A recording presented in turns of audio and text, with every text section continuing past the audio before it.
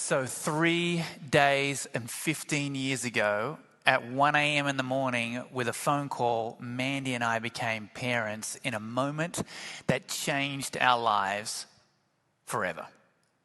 Now, since then, we've had other moments that have changed our lives forever, and all of you have had those kinds of moments, some amazing like that one, some challenging, some devastating. And Jesus says there's a moment coming when everything will change for eternity.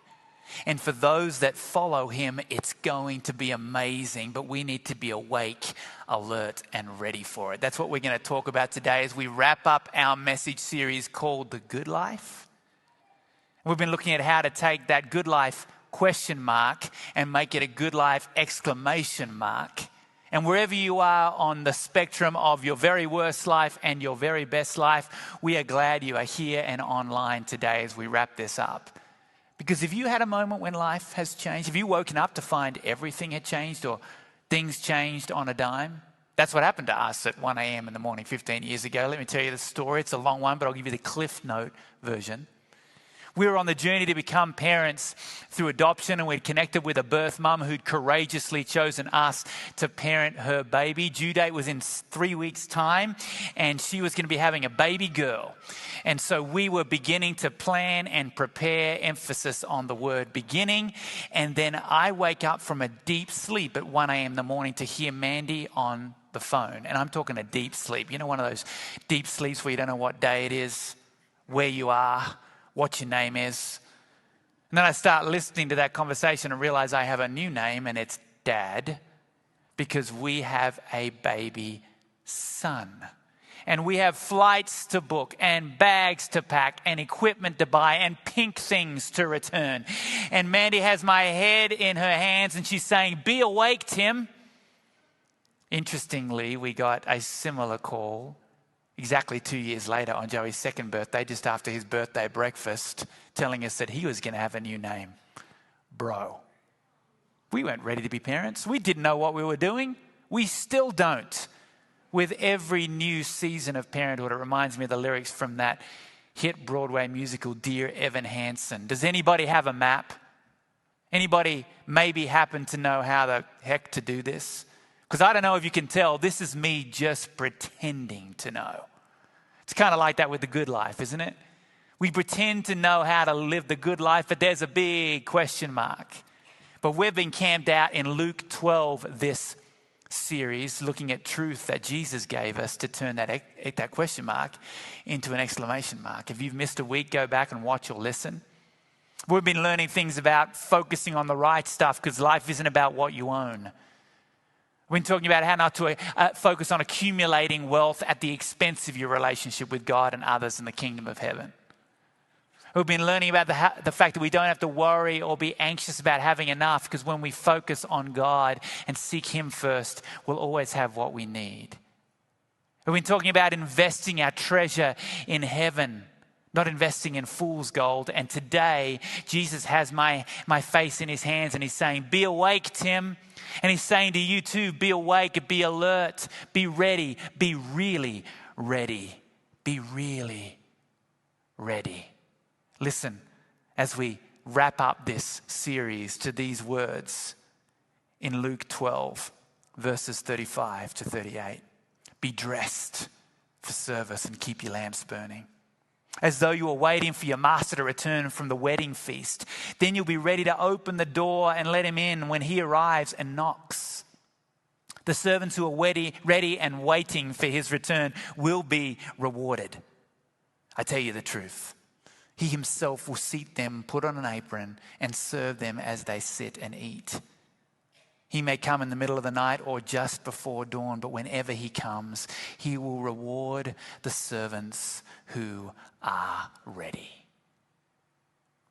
So let's put this in context and simplify it a little bit. Jesus is using an analogy or a metaphor of sorts, which was very relevant in the days of his ministry and is still relevant to us today. You see, the master in the story that Jesus is talking about is actually Jesus himself, coming to establish a new heaven and a new earth, often described as a banquet, a wedding feast. the true source, the ultimate source of our hope and our joy. And then the servants in this metaphor or analogy are us.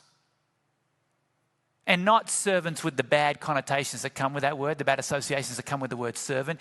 This is being a servant that everybody aspires to be. Serving a good king, the King of Kings, the kind of king that puts on an apron and turns around and serves us. It's a countercultural kingdom, an upside down kingdom, a kingdom we want to be a part of, we want to be awake and ready for.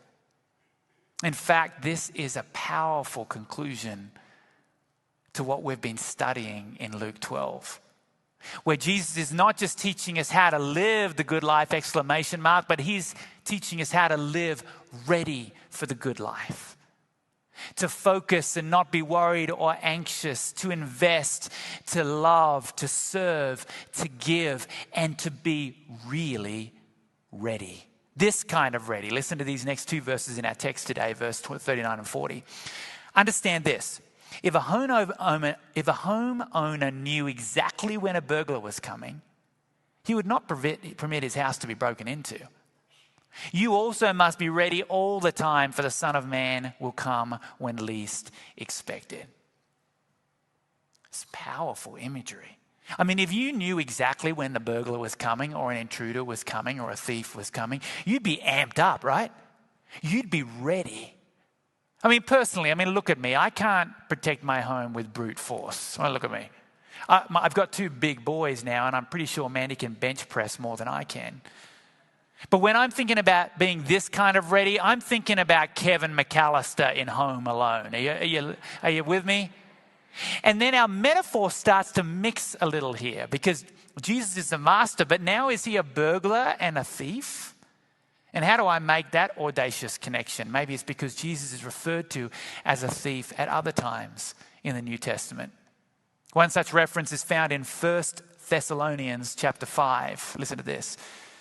For you know quite well that the day of the Lord's return will come unexpectedly like a thief in the night. When people are saying everything is peaceful and secure, then disaster will fall on them as suddenly as a pregnant woman's labor pains begin. And there will be no escape. But you aren't in the dark about these things, dear brothers and sisters, and you won't be surprised when the day of the Lord comes like a thief. For you are all children of the light and of the day. We don't belong to darkness at night, so be on your guard. Not asleep like the others. Stay alert and clear-headed. Again, powerful imagery. Because we think we're living the good life, right? But it's a big question mark, and along comes the merciful thief, Jesus, and he steals that away and replaces it with the good life, ! The good life for eternity. And we don't want to sleep through that. So, moment of truth.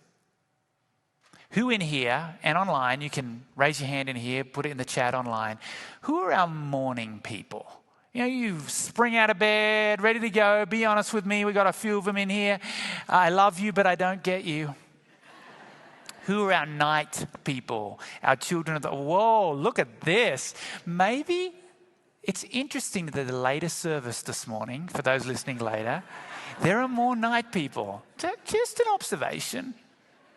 So in our family, we are split evenly. Mandy and Joey are morning people. I think Joey actually is both. He doesn't need a lot of sleep.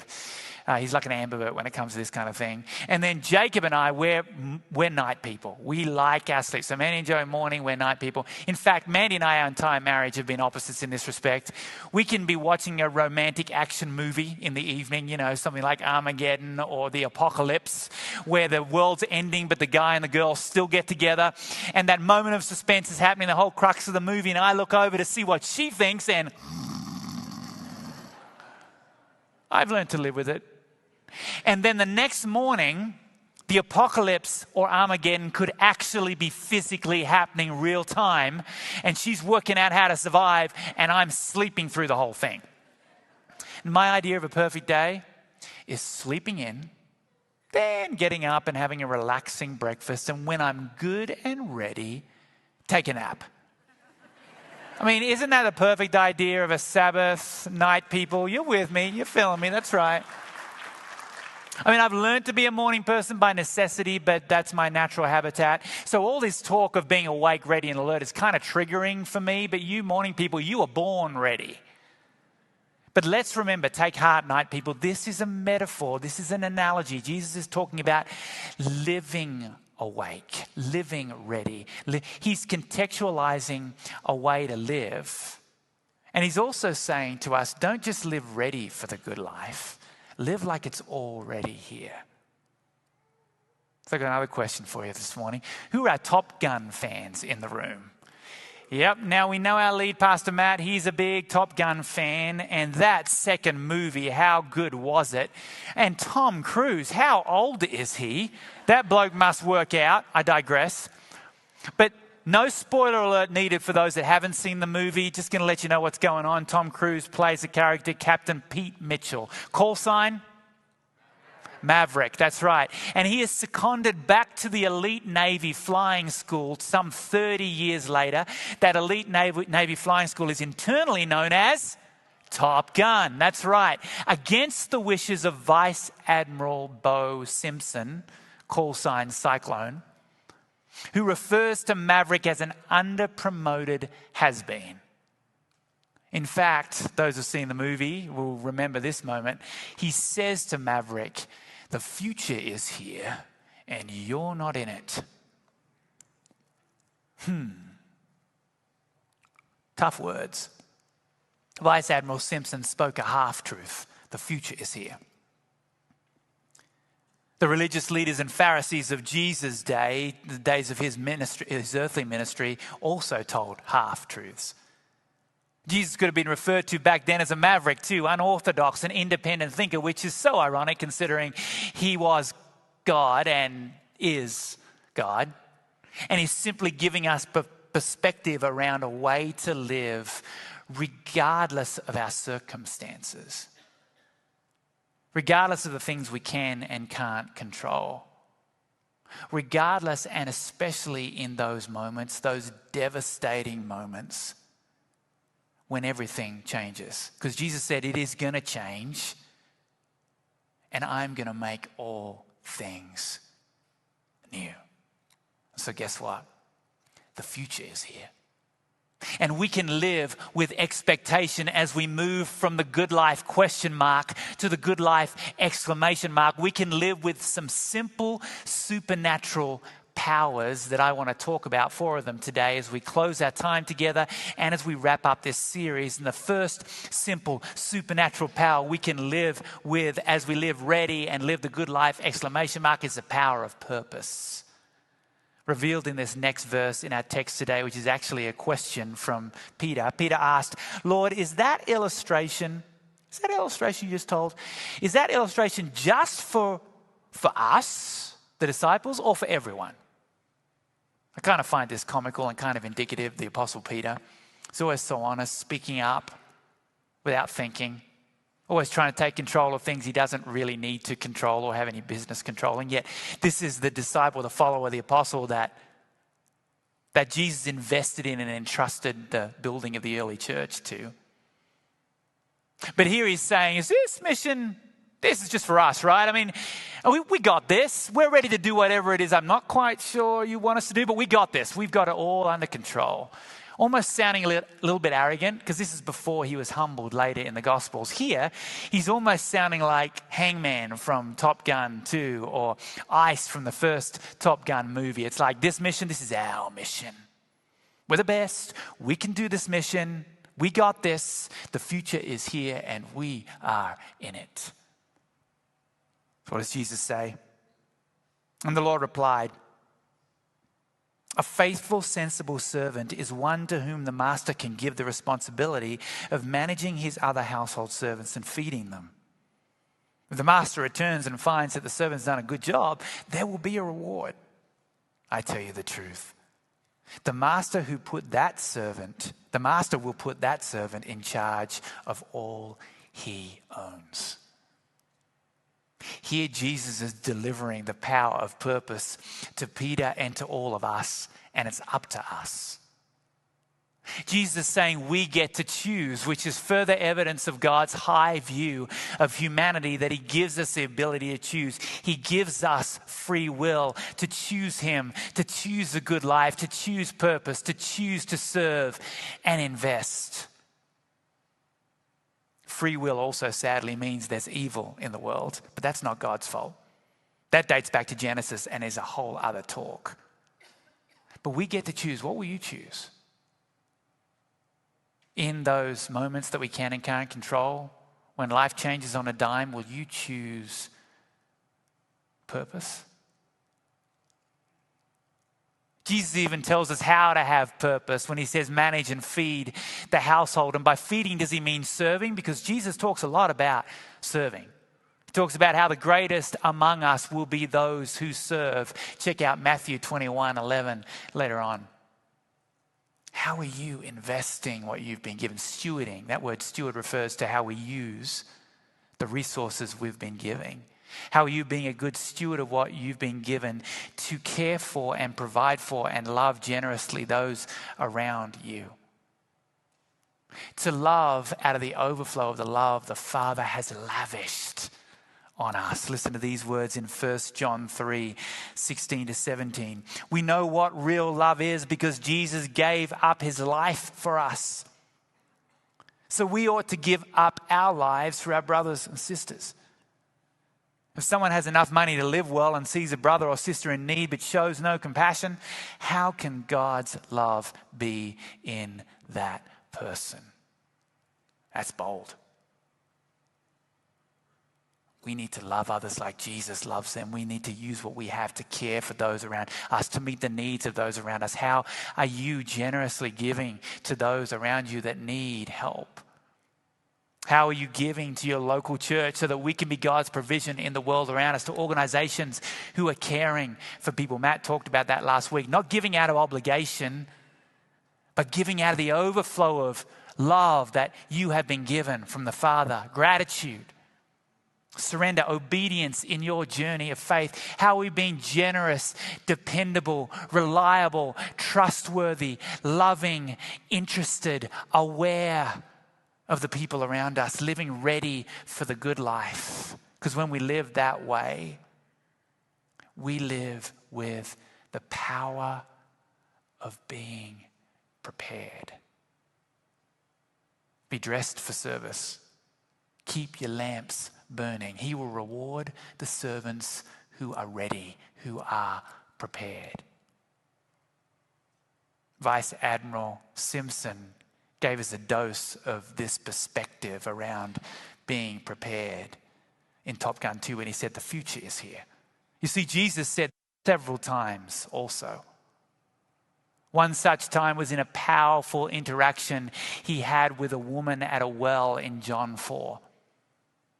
This woman was an outcast because of the choices she'd made, the lifestyle she'd lived, probably a victim of her upbringing, a victim of abuse, and consequently had little self-respect, little sense of purpose or value. Yet Jesus met her when and where nobody else would. When?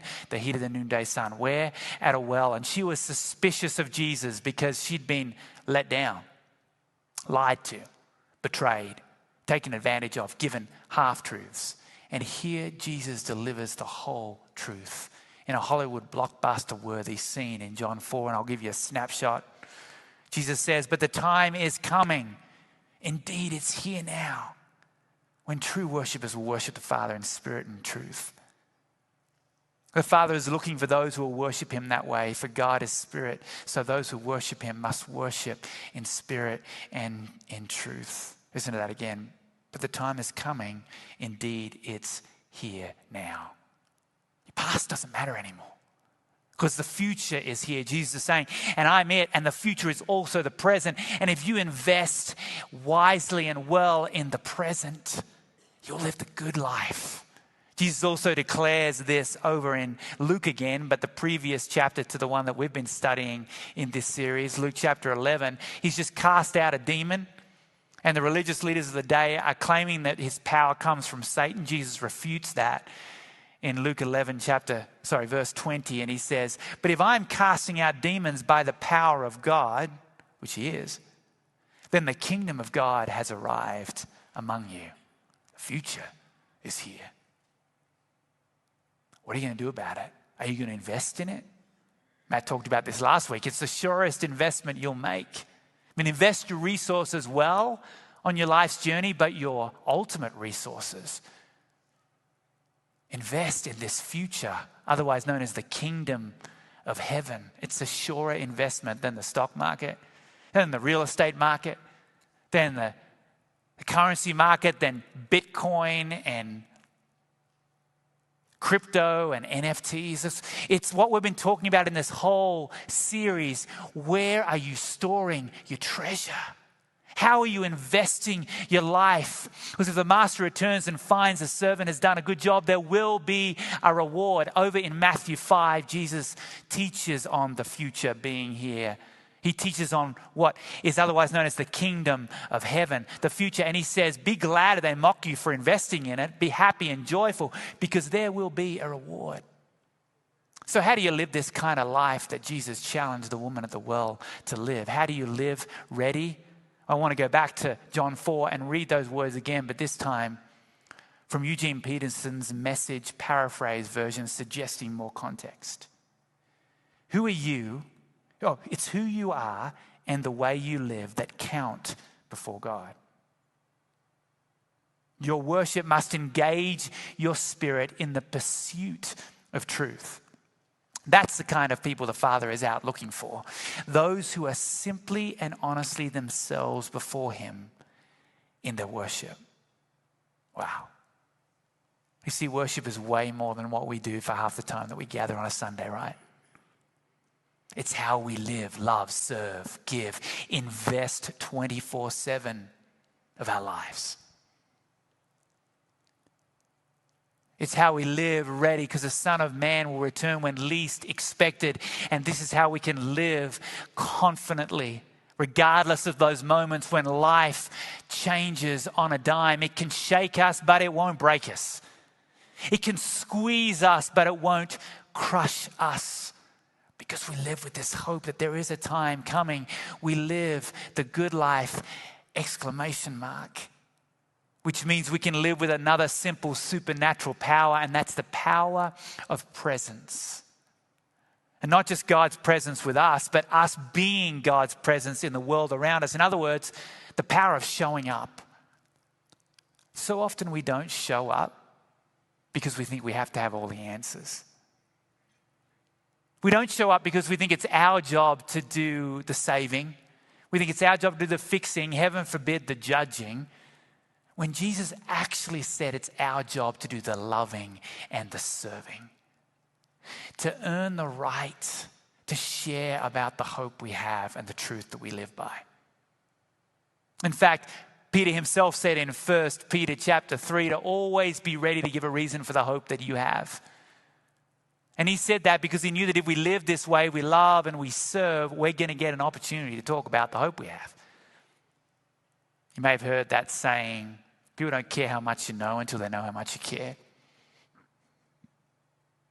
What about Jesus' charge to each one of us, his challenge to each one of us, his statement of purpose to go into all the world and make disciples, to go into all the world and introduce people to Jesus. But we're not going to be able to do that if we're standing on a soapbox or ranting on social media about what we're against. We need to not stand on the edge of the world criticizing people's choices and how they're living. We need to go into all the world and live out his love, his mercy, and his grace and earn the right to share truth and hope. This week, don't argue with somebody who thinks differently than you. Serve them. Spend more time with people who think differently than you, who make different choices than you, who look different than you. Because so often we get hung up on answering the question of why, when the better question to answer is who. Because the person with an experience will never be at the mercy of the person with an argument. And the thing we love to talk about most here at LifeBridge is who has changed our lives. Now, if you're here today or watching online, listening later, and you haven't made that choice to follow Jesus, we are glad you're here or you're listening. And when you're ready, we would love to tell you about the amazing eternal change it's made in our lives. Maybe talk about some of the barriers that might be in the way of you coming to understand who Jesus is.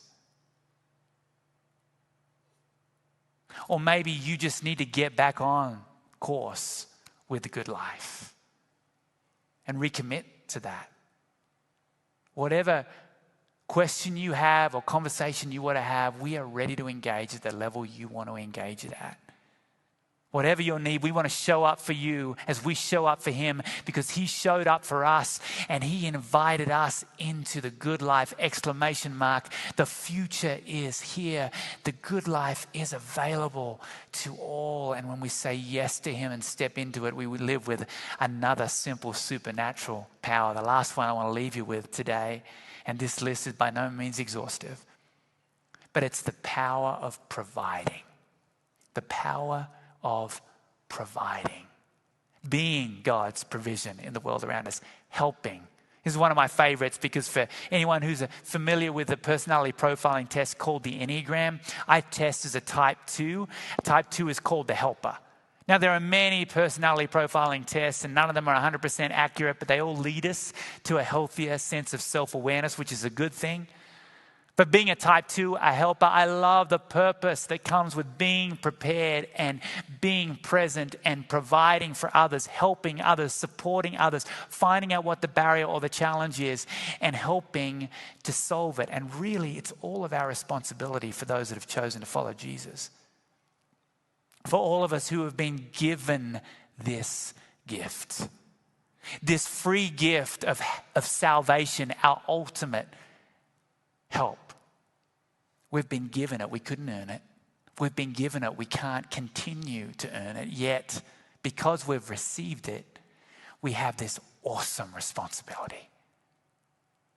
And it's a responsibility that embodies all of these powers we've talked about. And Jesus talks about it later on in Luke 12, verse 48, when he says, when someone has been given much, much will be required in return.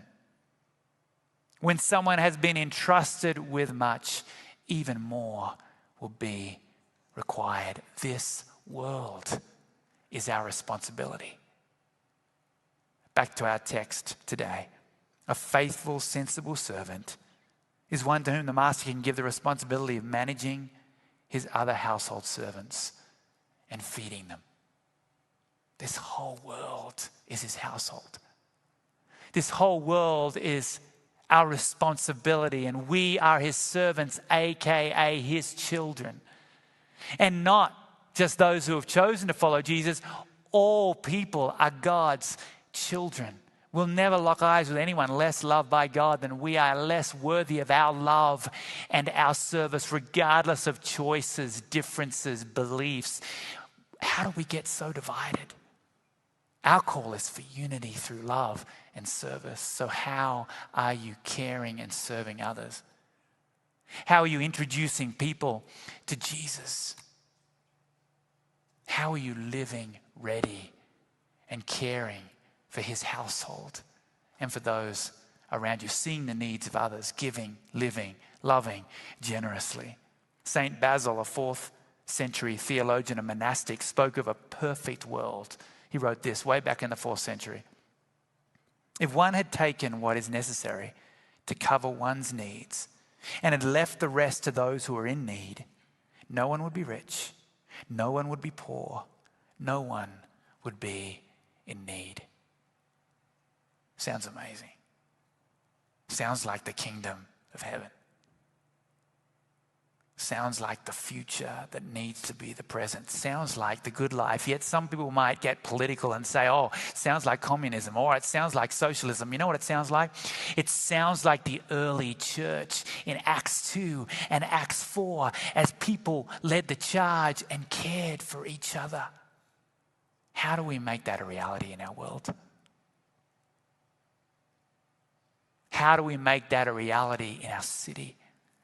How do we see his kingdom come, his will be done on earth as it is in heaven, on the street where we live?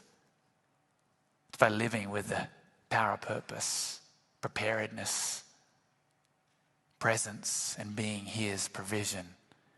It's living dressed for service. It's keeping our lamps burning because he will reward the servants who are ready. I got good news for you today, and it's the whole truth. The future is here, and you are in it. Maybe you feel on the fringe today. You're invited in. We're ready to help you recommit or whatever needs to happen. Pray that prayer. Or maybe you're ready to say yes to Jesus' great invitation, the greatest invitation of all today, and that is, come, follow me, and I will show you the good life, ! We are ready to have that conversation with you. Do it today. We're ready to pray a special prayer with you. Louis Giglio reminds us that life is a gift from God. What we do with it is our gift to God.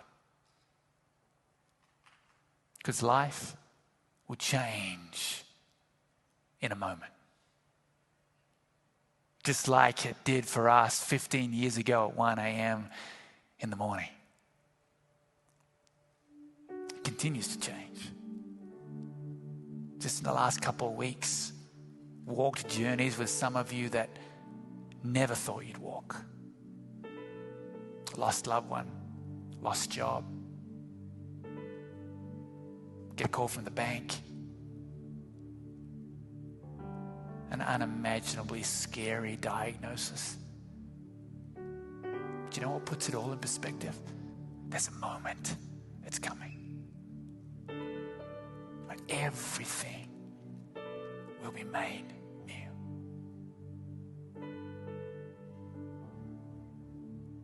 So let's be alert and awake. I have a question for you as we close out our series today. Are you ready to live the good life? Let's pray together. God, thank you for the hope we have that nothing can take away. Nothing. For those here today that feel like they've drifted way over to the question mark side of this journey and need to get back to the exclamation mark, I pray for the strength to take a step of recommitment. Lord, for those that want to respond to your great invitation to follow you for the first time, I pray for the strength to take that step. God, thank you that you loved us so much. You would send your son to give us a way to be in relationship with you for eternity and a way to live the good life. May we live with purpose this week. May we live with a sense of being prepared for all you have for us. May we live not only with your presence each day, but being your presence in the world around us.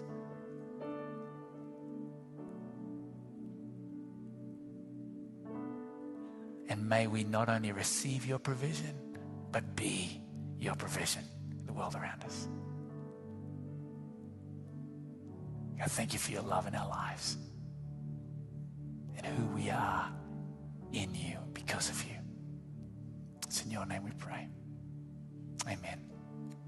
Do not miss next week as we start a brand new series. And this week, live the good life. Thanks for being with us.